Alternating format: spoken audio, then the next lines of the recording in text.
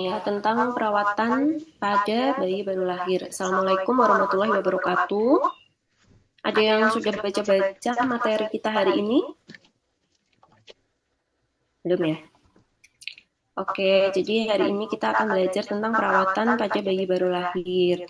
Sebelumnya kita harus alur resusitasi neonatus karena dalam salah satu dalam perawatan esensial neonatus kita juga harus tahu dalam tata laksana resusitasi neonatusnya. Dek, ada yang udah pernah tahu belum alur resusitasi neonatus ini?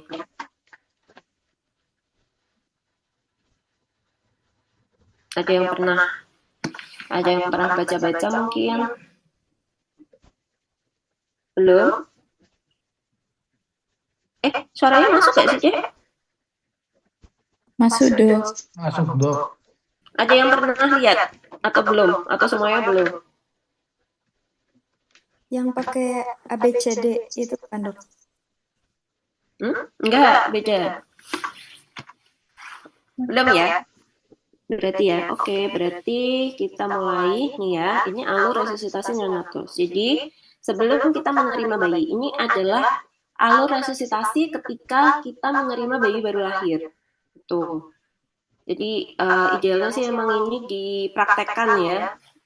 Daripada teori itu lebih enak kalau langsung praktek. Jadi saat bayi baru lahir, bayi akan lahir, kita melakukan konseling antenatal kepada ibu yang mau melahirkan ini. Konseling antenatalnya itu kita tanyakan ya, Bu, ini usia gestasinya berapa?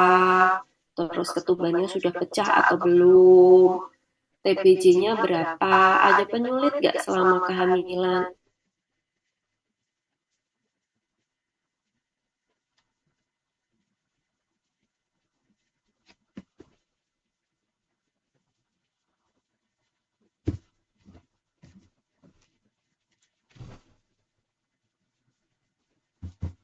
Dok, suaranya hilang, Dok. Kita harus menyiapkan tim yang sesuai gitu. Jadi kalau misalkan kok ini bayinya kembar atau malah triplet, berarti kita harus siapkan timnya itu lebih banyak dibandingkan kalau itu persiapan untuk bayi yang lahirnya hanya satu. Gitu.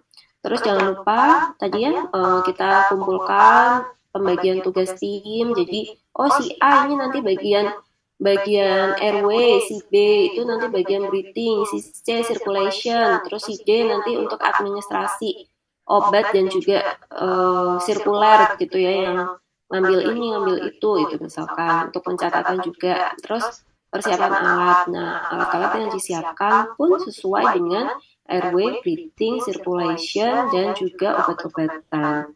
Untuk RW itu kita siapkan gudel dan lain sebagainya gitu ya. Untuk breathing kita siapkan PTP-nya, oksigennya, terus untuk circulation kita siapkan infus umbilikal, set infus umbilikal, terus cairannya kita gunakannya D10 kalau pada anak-anak, kalau pada bayi, terus epinefrin, obat-obat glukos gitu ya kayak D10, D40 gitu yang membantu kita selama resusitasi. Tuh, persiapan RW itu tadi misalkan gudel, terus apa namanya suction gitu ya untuk pembersihan jalan nafas. Kemudian terus bayi lahir gitu ya. Nah begitu bayi mau lahir itu kita udah nyalain dulu deh infant warmernya. Jadi posisinya itu bayi itu harus selalu hangat. Jadi begitu lahir dari ibunya, kalau dia baik maka kita langsung lakukan IMD. Taunya baik gimana? Yang pertama, ini bayinya prematur nggak? Bernafas atau menangis lemah nggak? Tonusnya lemah atau kuat? Kayak gitu. Kalau ternyata jawabannya iya semua, maka bayi ini dianggap sebagai bayi yang bugar atau sehat. Nah, kalau seperti itu bisa langsung dilakukan, kita keringkan aja bayinya, kemudian dirawat bersama ibu atau dilakukan IMD langsung gitu. Tapi kalau ternyata jawabannya tadi ada yang enggak gitu ya, kita lakukan pertama adalah langkah awal. Jadi langkah awal itu dilakukan untuk ini ya, kalau misalkan nih ya, prematur, bernafas atau menangis lemak atau tonus ototnya lemah, ada salah satu jawaban yang iya, maka kita lakukan di langkah awal. Di langkah awal itu kita hangatkan, haikan deh ke ininya, apa namanya? Singkatannya itu haikan. Jadi hangatkan, atur posisi, isap lendir, kemudian keringkan, atur kembali gitu ya, terus kita nilai. Nah, yang mau dinilai itu apa gitu. Setelah kita lakukan ini, lah kok bayinya masih belum nangis ya gitu. Yang kita nilai itu apa? Yang pertama adalah nilai usaha nafas dan laju denyut jantungnya. Jadi usaha nafasnya gimana, terus heart rate-nya berapa. Nah, kalau ini ya, Dek ya, sebentar. Kalau dia apnu atau megap-megap terus heart rate-nya kurang dari 100 kali per menit, maka kita berikan VTP atau ventilasi tekanan positif. Gitu. Kita monitor SpO2-nya berapa, kita pasang alat oximetri ya, sama kalau kita punya yang BSM yang bisa kita dilihat EKG-nya seperti apa, itu lebih baik kalau kita pasangkan. Kemudian kok masih nggak nangis juga nih setelah kita lakukan VTP. Oh ternyata dadanya nggak ngembang waktu kita VTP. Kalian ada bayangan ya Dek melakukan VTP kayak apa ya? Begging VTP. Ada bayangan nggak Dek?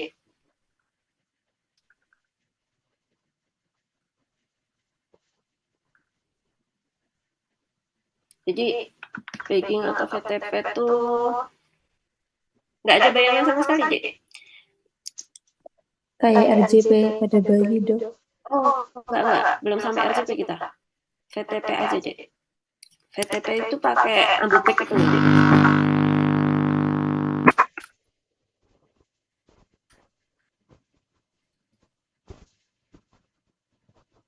Nah, ini loh Dek, kok nggak ada ya gambarnya? Nah, ini kayak gini nih, di bagging. Kelihatan nggak?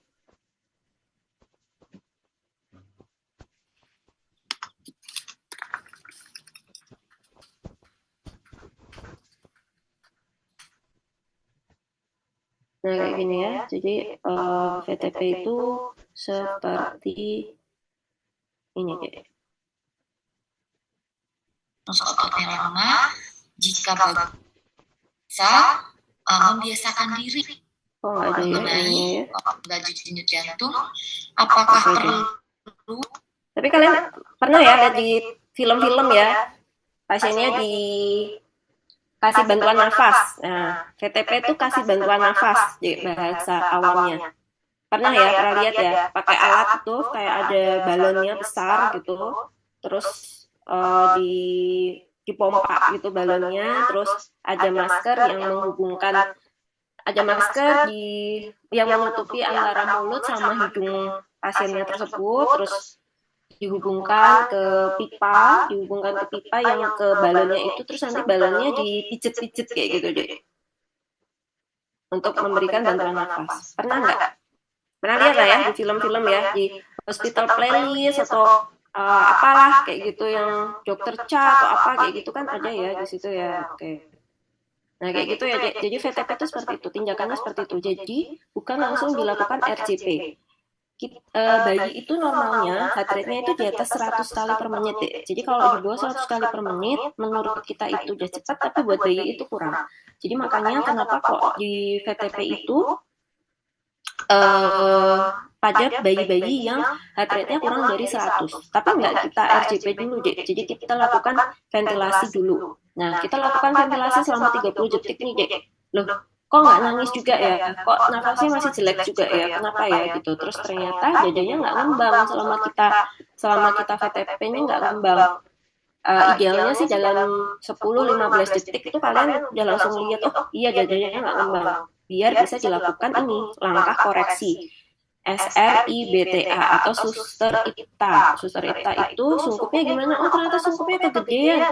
Bayinya kecil, ternyata kalian kasih sungkupnya itu nutupi semuka. Jadi bukan masker buat pernafasan lagi, tapi maskernya adalah masker muka gitu ya, yang nutupinnya itu semuka-mukanya dia ketutupan semua, jadi kan nggak efektif gitu. Harusnya kan nutupinnya cuma mulut dan hidung. Atau ternyata sungkupnya kekecilan, bayinya agak besar tapi ternyata sungkupnya cuma nutupin mulut sama ujung hidungnya aja, jadi kan oksigennya juga nggak masuk. Nah, terus nih ya di VTP efektif selama 15 detik dulu, terus ternyata nggak oke juga, lakukan langkah koreksi.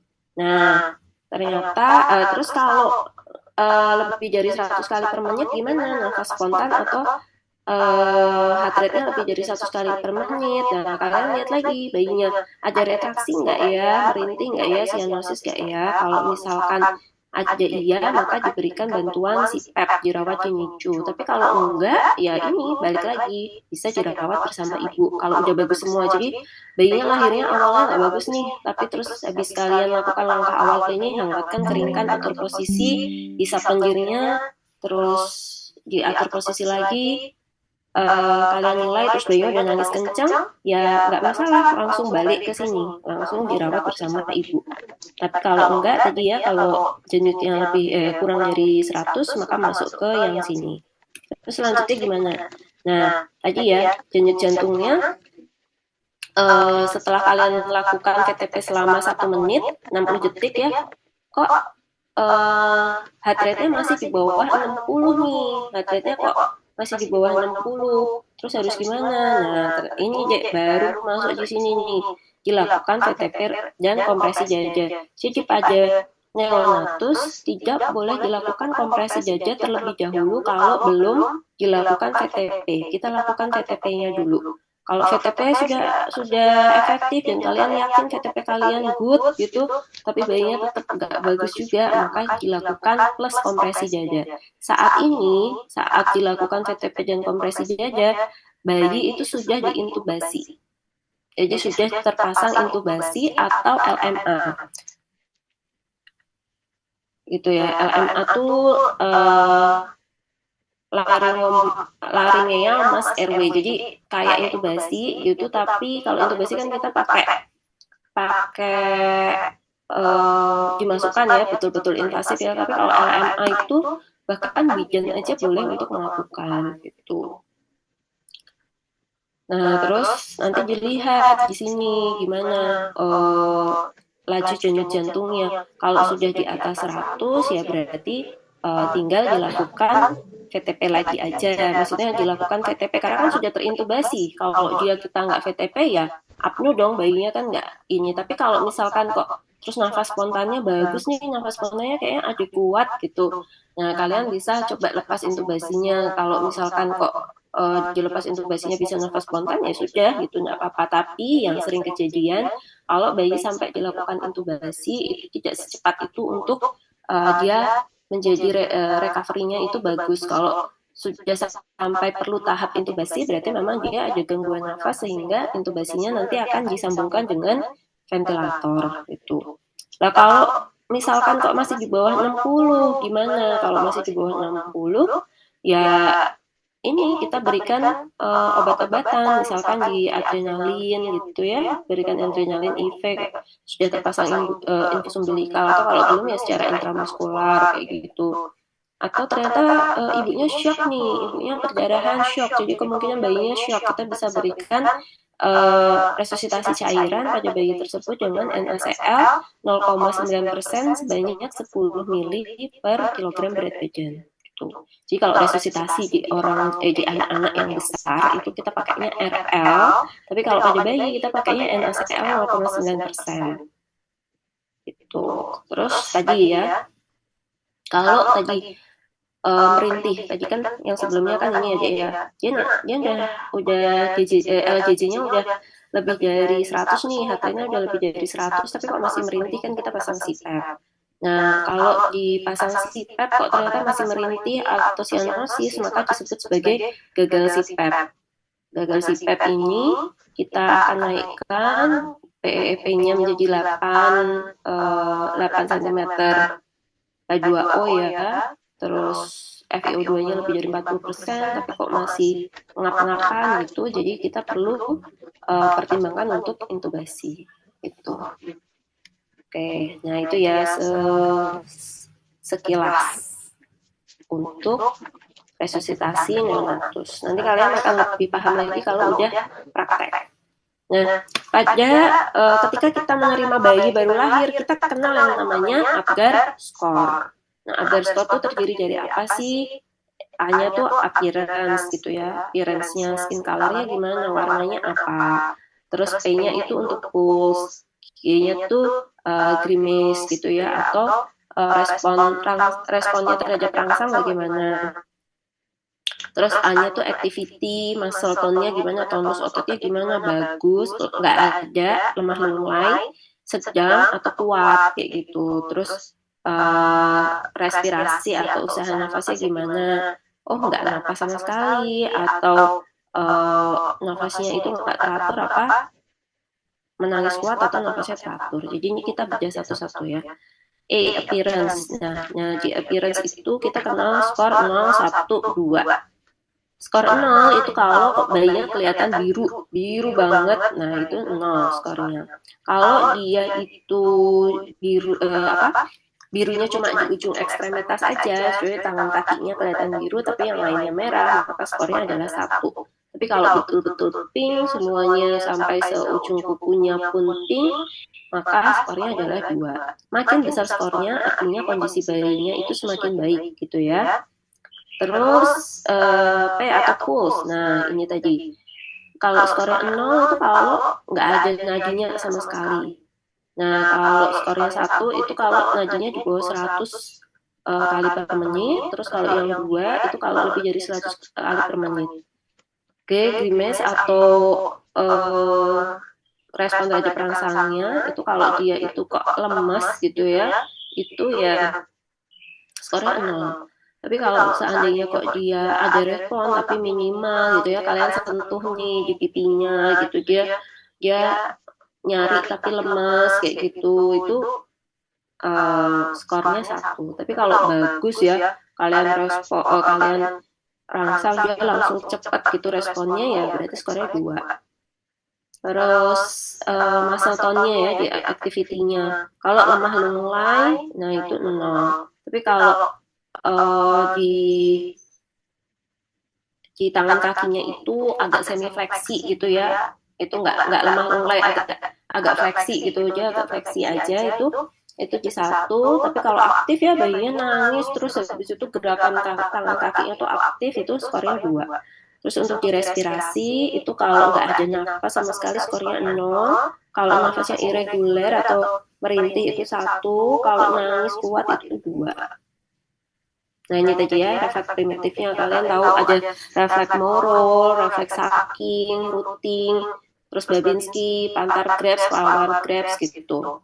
Nah kalau kita mau periksa yang tadi Apgar itu paling kita pakai ini Saking refleks atau Ruting refleks atau Babinski. Babinski itu kalian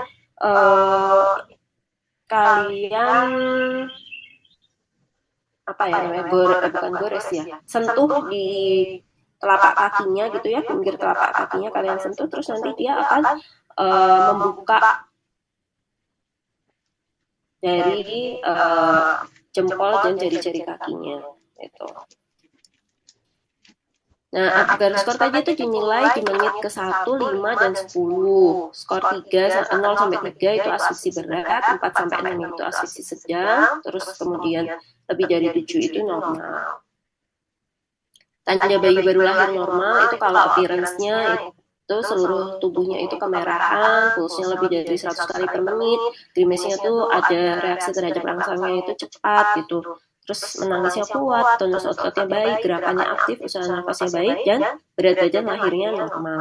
Kalau tanda bayi baru lahir sakit itu kalau dia biru, pulsnya kurang dari 60 kali per menit, nggak ada respon saat dirangsang, menangisnya lemah atau merintih, tonus ototnya lemah atau lunglai, tampak sesak, tampak ada kelainan kongenital, misalkan oh dia omfalokel gitu ternyata, atau ternyata anencefali tuh. Terus menangis kuat, ada retraksi jinjing jada dan pada berat badan lahir kecil. Nah, penyebab kematian neonatal di Indonesia itu paling besar penyebabnya itu berhubungan sama pernafasan. Di tahun 2001 ini data dari Kemenkes itu karena asfiksi. Di tahun 2007 juga masih karena gangguan pernafasan, itu yang menempati nomor 1. Prematuritas itu juga sebetulnya berhubungan dengan pernafasan, karena pada bayi-bayi yang terlahir prematur itu bisa terjadi penyakit hyaline membran disease itu. Jadi di paru-parunya itu masih banyak membran hyalinnya sehingga menjadi kaku paru-parunya, tidak bisa untuk ekspansi parunya itu tidak bisa maksimal. Nah, perawatan neonatal esensial itu terdiri dari 0 sampai 6 jam, 6 sampai 28 hari neonatal. Periode neonatal itu dari 0 sampai 28 hari. Nah, terdiri dari apa aja? Yang pertama, yang paling penting adalah menjaga bayi itu tetap hangat. Nggak boleh hipotermi. Bayi sangat gampang mengalami hipotermi. Dan kalau dia hipotermi, dia bisa jadi sesak, bisa jadi kejang. Jadi bayi itu tidak boleh mengalami hipotermi. Kemudian yang kedua, dilakukan inisiasi menyusui dini. Yang ketiga, pemotongan dan perawatan tali pusat. Nah, pemotongan dan perawatan tali pusat ini dilakukan dengan cara yang pertama, ketika bayi lahir gitu ya, dari dalam kandungan ya, ada yang metode langsung dipotong deh. Jadi begitu bayinya lahir, kelihatan tali pusatnya diklem dengan klem yang dari besi itu deh, klem, terus habis itu dipotong gitu. Nah, terus setelah itu nanti setelah kita lakukan resusitasi tadi ya, kita keringkan gitu, terus bayinya udah nangis kenceng, kita akan berikan klem yang dari plastik gitu deh, biasanya yang klem dari plastik, jaraknya antara 1 sampai 2 cm dari ujung tali pusat, jadi dari permukaan perutnya itu. Nah, kita lakukan klem dengan yang tadi klem plastiknya itu, kemudian kita injeksi vitamin K, terus kita potong kayak gitu deh. Nah, terus perawatan tali pusatnya setelah lahir, terus perlu nggak dok dikasih betadin? Nggak boleh ya, nggak boleh dikasih betadin ya. Jadi perawatan tali pusat pada bayi baru lahir maupun seterusnya itu tidak boleh untuk diberikan iodin atau betadin. Pemberian salep mata antibiotik, jadi untuk mencegah terjadinya sifilis dan infeksi mata lainnya ya, karena dulu waktu sebelum diberikan salep mata antibiotik ini secara rutin atau reguler, itu banyak bayi yang terus mengalami konjungtivitis atau belekan itu setelah lahir karena adanya misalkan secara normal gitu ya, karena ada kontak dengan jalan lahir gitu, dia bisa mengalami infeksi. Nah, saat ini pemberian salep mata antibiotik itu adalah sebuah hal yang harus rutin gitu. Salepnya apa? Nah, biasanya yang diberikan adalah erlamisetin. Terus pemberian imunisasi hepatitis B0 itu ya, tadi anjurannya kalau bisa kurang dari 12 jam atau 24 jam, pemeriksaan fisik bayi baru lahir, pemantauan tanda bahaya, penanganan asfiksi bayi baru lahir, pemberian tanda identitas diri biar nggak ketukar sama bayi yang lain, terus merujuk kasus yang tidak dapat ditangani dalam kondisi stabil, dan harus tepat waktu ke fasilitas pelayanan kesehatan yang lebih mampu. Nah, ini kalau yang usia 6 jam sampai 28 hari itu gimana? Itu ya tetap pertama adalah menjaga bayi tetap hangat. Terus pemeriksaan bayi baru lahir, pemberian ASI eksklusif, perawatan tali pusat, itu tadi ya nggak boleh dikasih apa-apa. Kalau di desa tuh masih ada deh dikasih bobok, dikasih sawan, dikasih macam-macam gitu ya. Jadi nggak perlu ya deh perawatan tali pusat, tidak perlu diberikan apa-apa, tidak perlu dikasih salep genta, tadi iodin juga nggak perlu, cukup dirawat kering saja dan steril, maksudnya bersih gitu, dirawat bersih dan kering. Jadi nggak boleh tuh tali pusatnya kok kondisinya basah, ditaruh di dalam pampers gitu, misalkan tali pusatnya kan jadinya lembab dan basah, nah itu tidak boleh, jadi diletakkan di luar sehingga dia tetap kering. Terus perlu nggak dok ditutup kasa? Enggak ya, untuk saat ini kita tidak perlu lagi untuk menutup dengan kasa. Jadi cukup dirawat terbuka saja. Justru kalau ditutup pakai kasa itu kita nggak bisa kalau mau sewaktu-waktu ngecek ini infeksi nggak ya, ada infeksi nggak, itu tuh kita repot harus buka-buka kasanya juga, jadi dirawat terbuka saja. Dan kalau ditutup dengan kasa itu biasanya malah jadi lembab itu. Terus dicek status suntikan vitamin K1 profilaksisnya dan imunisasi hepatitis B0-nya gimana, sudah diberikan atau belum. Nah ini bahaya banget ya kalau sampai tidak diberikan injeksi VITK profilaksis, bisa terjadi PDVK, jadi penyakit akibat kekurangan defisiensi vitamin K. Biasanya apa tandanya? Misalkan bayinya muntah darah, terus dia perdarahan nggak berhenti-berhenti, tiba-tiba ada sefalhematom atau kaput susidanium secara spontan, terus bayinya mengalami perdarahan otak, bisa kejang dan meninggal gitu. Makanya pemberian injeksi vitamin K ini sangat penting dan jangan sampai ketinggalan. Dosisnya berapa? Untuk bayi baru lahir kita berikan 1 mg per satu kali pemberian itu. Tapi untuk pasien-pasien yang mengalami PDVK, itu yang sudah terlanjur kita mengalami PDVK, itu yang kita berikan adalah 2 mg per 24 jam. Biasanya diberikan selama 3 hari. Perawatan metode kanguru untuk bayi baru lahir. Jadi pada prinsipnya perawatan metode kanguru itu adalah untuk meningkatkan skin to skin kontak dari orang tua ke bayi, terutama diberikan pada bayi baru lahir. Terus harus ibu enggak, boleh bapaknya, boleh relatifnya lah ya, pokoknya boleh eyangnya, boleh yang siapa yang kira-kira nanti akan mengasuh adik itu, boleh diberikan skin to skin kontak. Terus penanganan bayi baru lahir sakit atau yang dengan kelainan bawaan. Nah, terus ternyata kalian habis melahirkan, habis menerima bayi itu, ternyata kalian curiga nih, ini bayinya mengalami kelainan jantung bawaan yang berat atau yang biru gitu ya, kelainan bawaan jantung biru. Jadi kelainan bawaan jantung itu kan ada dua, yang biru dan non biru. Kalau yang non biru itu ya kayak baik-baik aja, nggak kelihatan biru. Tapi kalau yang biru ya memang kelihatan biru, misalkan pada tetralogy of Fallot. Nah, kalau seperti itu, atau misalkan pada intak septum ventricle gitu ya. Jadi dia septum ventricle-nya itu betul-betul intak gitu.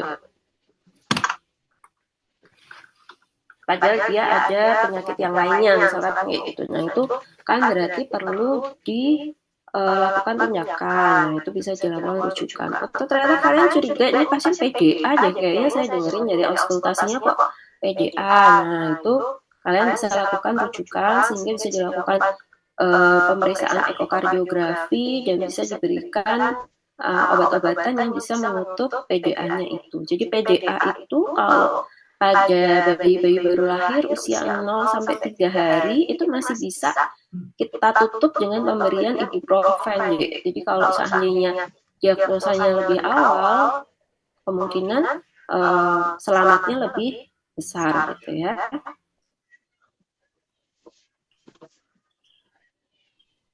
Terus merujuk kasus yang tidak dapat ditangani dalam kondisi stabil.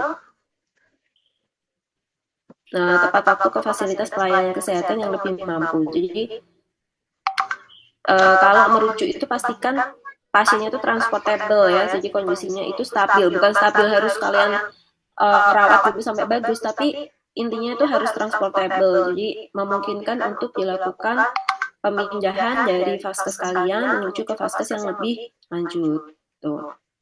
Pelayanan neonatal esensial itu idealnya selama 28 hari itu bayinya tuh 3 kali kontrol, 3 kali periksa lah. Kalau yang pertama mungkin kan pas bayi baru lahir ya, terus lanjutannya adalah 2 kali kontrol di usia 3 sampai 7 hari dan satu lagi di usia 8 sampai 28 hari. Nah, perawatan neonatal esensial itu yang pertama itu dimulai dengan persalinan yang bersih dan aman, jadi tidak memastikan tidak ada infeksi. ketika mau melakukan persalinan, pastikan alat-alat yang digunakan itu steril, kalian menggunakan APD, pakai handscoon, pakai masker, bahkan kalau perlu pakai apron atau skirt gitu ya, terus pakai apa namanya dek, penutup kepala gitu. Dan yang kedua itu stabilitas suhu. Jadi pastikan suhu bayinya itu selalu di antara 36,5 sampai 37,5. Jadi nggak boleh lebih rendah dari 36,5. Inisiasi pernafasan spontan, kemudian inisiasi menyusui dini dan ASI eksklusif, pencegahan infeksi dan pemberian imunisasi. Nah, terus tadi kan kita sebut-sebut IMJ, kemarin kita udah belajar tentang ASI.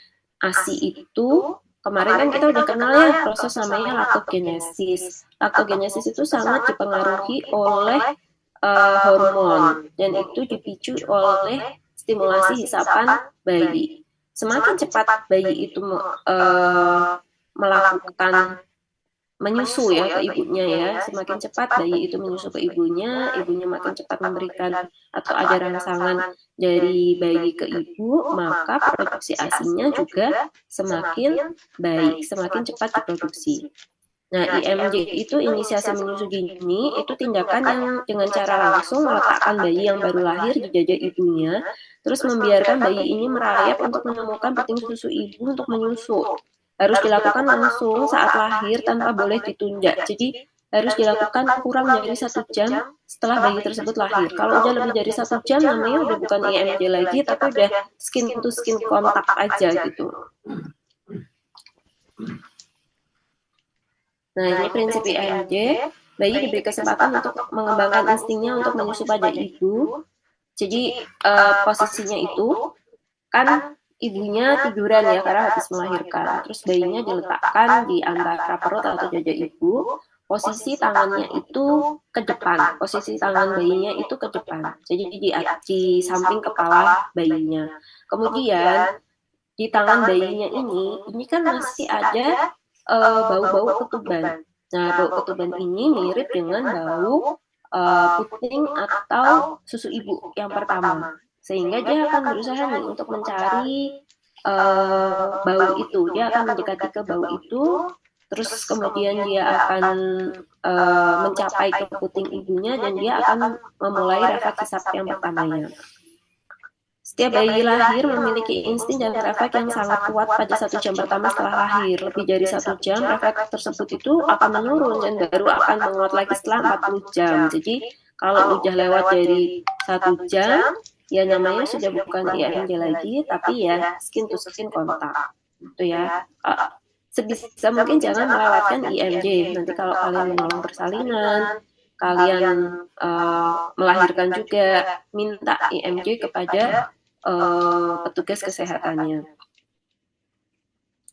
Nah, ini manfaat untuk bayi itu untuk menjaga kehangatan bayi, meningkatkan lama waktu menyusu, mencegah dysbiosis. Dysbiosis itu ketidakseimbangan flora normal pada usus bayi ya. Jadi dengan adanya proses menyusu ini kan ada transfer bakteri baik dari kulit ibu ke usus bayi, sehingga akan meningkatkan flora normal dalam usus bayi dan mencegah terjadinya dysbiosis.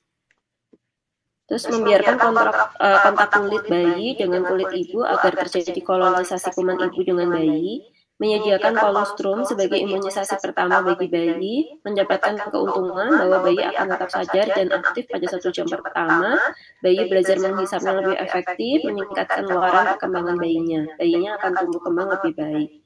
Terus meningkatkan ini manfaat IMJ untuk ibu, yaitu untuk meningkatkan hubungan khusus ibu dan bayi, merangsang kontraksi otot rahim sehingga mengurangi resiko perdarahan sesudah melahirkan dan mempercepat involusi uterus, memperbesar peluang ibu untuk memantapkan dan melanjutkan kegiatan menyusui selama masa bayi, mengurangi stres ibu setelah melahirkan. Nah, seperti ini ya, Dek ya.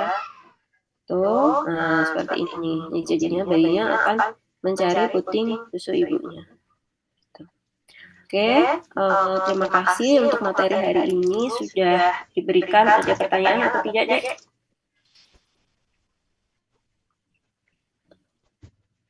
Nggak ada? Kalau nggak ada pertanyaan, kita tutup ya materi hari ini. Kuliah hari ini kita tutup. Nanti materinya akan saya kirimkan kepada Nabil.